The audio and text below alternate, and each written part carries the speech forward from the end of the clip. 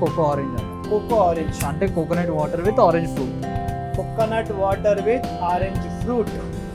అమ్మ మస్తు ఇంట్రెస్టింగ్ ఉందమ్మా, చెప్తుంటే పేరు ఇంట్రెస్టింగ్ ఉంది. ఓకే, నెక్స్ట్ మనం ఫస్ట్ వాటర్ తీసుకోవాలన్నా.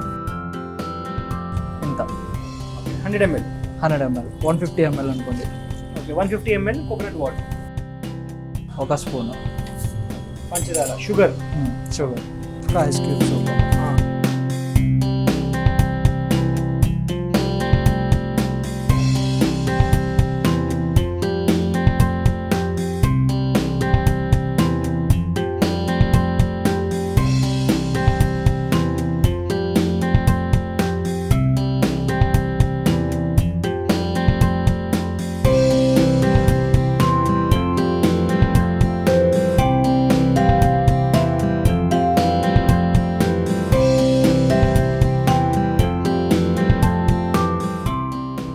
కోకోనట్ వాటర్ ఆరెంజ్ జ్యూస్ చాలా ఇంట్రెస్టింగ్ ఉంది.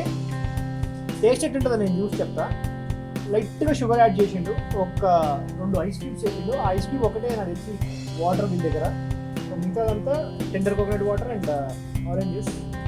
సో ఎలా ఉందో నేను టేస్ట్ చేసి చెప్తాను. ఇది ఒకసారి మీరు ట్రై చేయండి, ఇది ఎట్లుందో చెప్పండి. చాలా ఇంట్రెస్టింగ్ కాన్సెప్ట్ ఇది. Tender coconut water plus orange juice అనేది తాగినాం, కొబ్బరి నీళ్ళు మీద తాగినాం. కొబ్బరి నీళ్ళలో ఆరెంజ్ జ్యూస్ కలుపుకొని తాగితే ఎట్లుంటుందో చెప్తాను.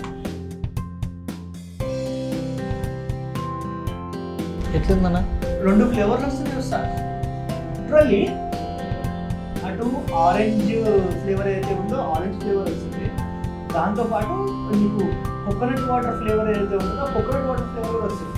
అంటే ఇది కసాటా ఐస్ క్రీమ్లో 3 ఫ్లేవర్లు ఎట్లయితే ఉంటాయో దాని లెక్కనే 2 ఫ్లేవర్లు అయితే ఉన్నాయి, కానీ ఇది కసాటా ఐస్ క్రీమ్ కాదు సార్. నెక్స్ట్ లెవెల్ సీరియస్లీ, ఇలాంటి టేస్ట్ అయితే నేను చేయలే ఇప్పటిదాకా. చాలా థిక్గా ఉంది, అలాగని గొంతులో చేరేటప్పుడు మీకు జ్యూస్ ఫీల్ రాదు అనడానికి లేదు. 2 ఫ్లేవర్లు వస్తున్నాయి. నాలుగు ఒక వైపు కోకోనట్ ఉంటే ఇంకో వైపు ఆరెంజ్ ఫ్లేవర్ వస్తుంది. మస్ట్ ఐటమ్, నాకైతే మస్త్ ఫేవరెట్ అయిపోయింది.